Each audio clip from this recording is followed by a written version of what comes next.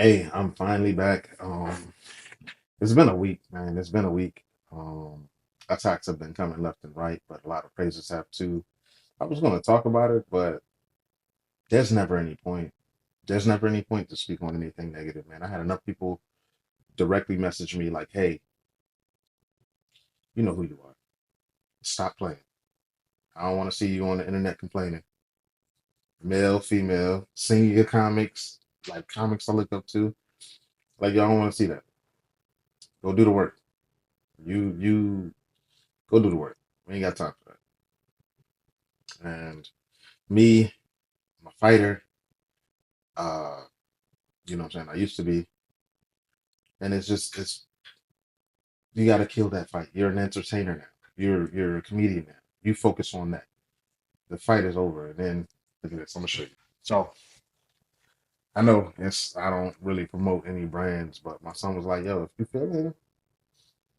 feeling like it, like yo, let's get back." I said, "Yo, come on, man. You know this ain't a good idea." He was like, "Nah, let's go. I seen your video." I said, "Come on, son." I'm like, "Nah, I seen your video, Dad.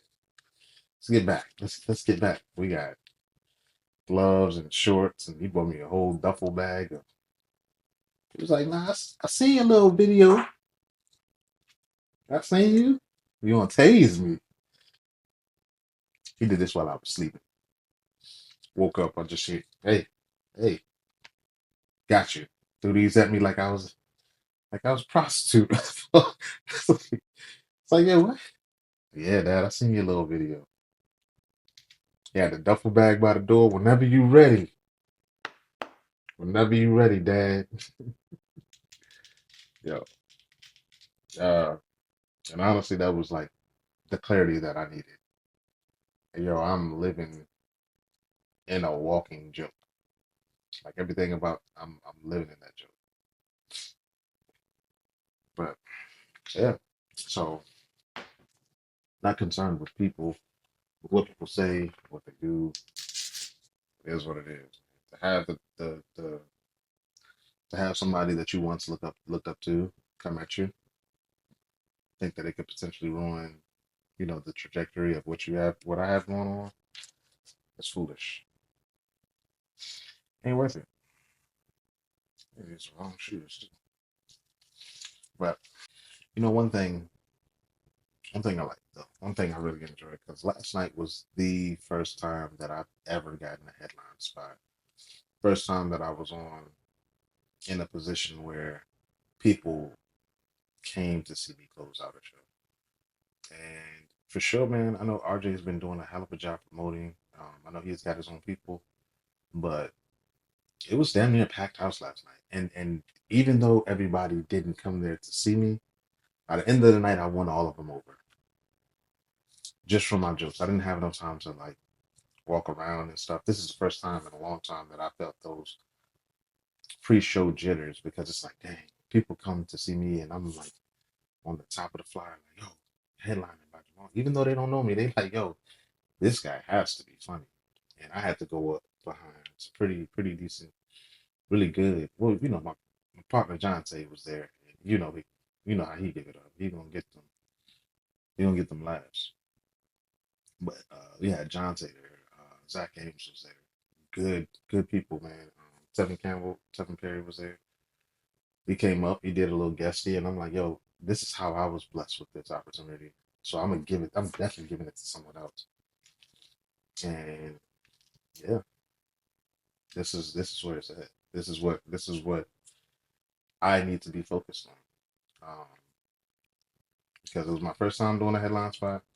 I missed some of my jokes, which is something that I need to work on. Missed some hot points that to put the bow tie on everything. I missed those. First 15 minutes, I did like an entirely new set that wasn't really flushed or flourished. Then the second 15, I went into my 15-minute set, and it didn't do bad. It didn't do bad. It didn't do great either, and that's what I worked towards. I worked towards greatness. Then I have to remind myself, like, yo, I've only been doing this for 2 years, and I'm not saying only like it's a small, but Most comics take a while before they get to that feat of having a good set. You know what I'm saying? A good 30-minute set. It's not easy. I didn't realize how difficult it was. My respect for people that do it on a consistent basis at a high level. I have nothing but respect for you. Damn right I'm putting these shoes on. What's wrong with you? I ain't putting them on yet. Yay. Wow. Shit, wake his ass up with a couple of flurries. Punches. Oh, let me get that one. You get that. Like it. Man. Boy. You know, like my son gave me this gift for headline, and I was like, "Yo, man, this is what I'm talking about." I let him know how important it was to me that I would go with headline. Man, it was even having the title carries a heavy weight because you don't want to mislead people. I don't consider myself a headliner until I can put my name out on the lights, and my name puts asses in seats. Until then, I ain't a headliner. Closing the show. I heard that from some senior comics out here that I have nothing but fullest respect for. I think the first time I heard that was from a comedian out of Richmond, Apple Brown Betty. She was like, headline. Look, I like the title. It means something, but I don't say it unless it really means something. That means I'm putting the butts in seats. And I was like, you know what? You just changed my perspective of what a headliner is. Everybody's a featuring act. Until you have that, a feature. DC Young Fly. Headline. Don't put asses in seats. Dave Chappelle. Duh. But Jamal Stadium, host, featuring act at the most. But yeah, your boy is back. I'm focused, more focused than ever, man. I got a little distracted because I was trying so hard to be accepted by people who were never going to really accept me, and that was the real reality check for me. Is dude, I'm working hard to gain your respect. One of the things that I've realized in this journey is I'm constantly working extremely hard to try to impress people who didn't have any respect for me from the jump. And now that I see that those people don't have any respect for me, it makes me just want to work hard for me. Like before I got on live today, my homeboy, he talked to me. Well, he wasn't talking to me. He was talking at the camera, much like I'm doing now.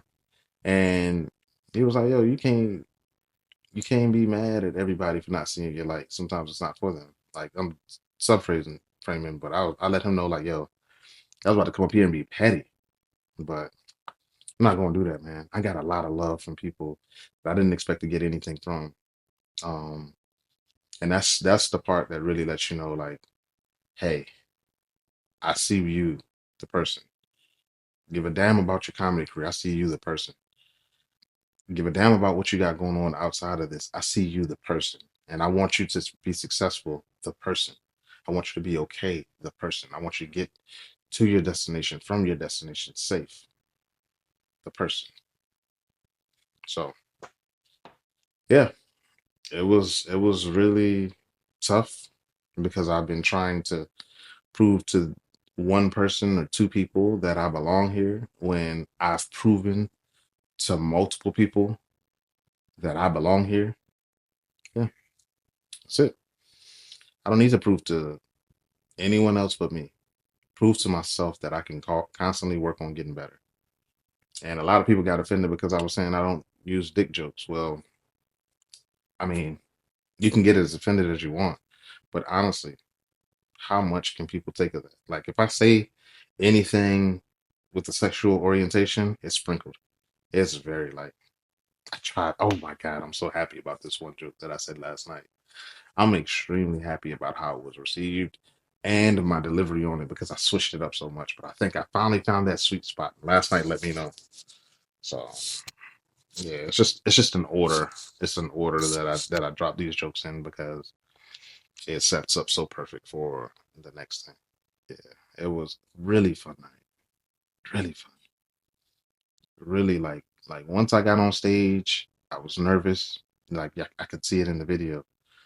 And then once I got comfortable, because I was like, all right, cool, these people rocking with me. Let me go ahead and announce this shirt real quick. Let me go ahead and that's when people started to, yeah. Even the host, he got me. He was like, yo, this mug told me that I thought this is the first time. He waited till Thursday. I was like, look, I wanted to wait until Thursday in case you try to take me off. Like, even him and I having that banter back and forth. Great feeling. Great feeling. Um, great feeling. Just a great feeling. You know, I don't really express a lot of like happiness and joy. I'm limited to how much I express because I'm scared to let people see, just how much I care. Like the I'm scared to let people see how much I care. The idea of people knowing that the reason that I push myself so much is because of the level of care that I have. And it's a balancing act because sometimes you've got to know that you care, but focus on the end result and care about that more than you care about the journey. You know what I'm saying? Like, okay, cool. My journey now, I've been doing a lot of talking to people online, a lot of talking to myself. And to this day, I don't love it. I'm just starting to like it. But my end result is I want people to know who they're coming to see, who they're sponsoring. And if I'm booked in a show like Delaware, you can then go to my page, which I got everyone in that show followed me from there. You can go to my page, you can see what I have listed. That's why I had to delete the drama because people started coming to that page and they're like, "Oh yeah, this is cool. Oh, this is funny. This is fun." I'm selling funny. Like this is one of the things. This is what I'm going through. I'm selling funny. People are coming to my page. First thing they see is why you? What are you crying for? What you crying for? Nah, I don't want to come see him. The first thing they see on my page is what? He got drama? Who bullying him? Nah, take that off. Take that. So like, even though I want to echo, like shout things out that have happened, understanding that I'm not able to say something to everyone that I want to. I'm not able to say something to this person and this person and this person. I got to keep my mouth shut. That ain't no fun. That ain't no fun. I got to keep my mouth shut. I can't say nothing. Oh, I'm had a conversation and messaging another comedian, and he decided to put everything out there on the internet. And I'm like, I got to get away from people like this. There's no money in people like this. And I put up a post. I was like, there's no return on investment on me being in my feelings about the situation either. So I had to get out of there. But as the day progressed, I found more information out and more information out and more information out. And I was like, you you don't want people to play with you because you know what you're capable of doing when you're someone like me. Like I know that if it's down to the wire and I gotta prove to you that I'm willing to do and go places that you aren't, I gotta prove it to you. But the thing is I can't leave a paper trail. Thing is I can't look like I'm weak. But it's like who cares anymore? Like like I said in the other videos, it's either sue or shoot. Like and if I'm really gonna live that, I have to live it to the fullest. So yeah, nobody in the comedy community has enough money for me to sue, except for maybe like a handful of people that do bigger things outside of comedy. But they also, because they do bigger things outside of comedy, aren't trying to marginalize anybody in comedy. They're like, yo, okay, cool. I don't care if I don't make a dime off of this comedy thing because my thing over here is so successful. I've been working at the casino for over 6 months now, putting on shows. I don't make a dime from it because the thing I have over here is so successful. Why concern yourself with people's opinions who can't do the same thing you can do financially, spiritually, mentally, physically. Like there's nothing that you can do. So why do I need to take my time to address you in my space? It just doesn't make sense. I had to prepare all week and I honestly shut down everything. I haven't posted a video all last week because I wanted to focus. I wanted to focus on the task that was asked of me. I wanted to make a video for everything promoting this. And I did. And now I can make a video promoting the next two shows that I have because tomorrow's Monday and I'm gonna say this because ain't nobody else gonna say it. Team Fred is one of the OGs that I honestly look up to. I've spoken about him several times, but Team Fred, when you get that call from Team Fred, hey, you busy Monday? Nah, I'm not busy. I need you. All right, yeah, be there at 8 o'clock and hang up the phone. That's it. That's all you getting.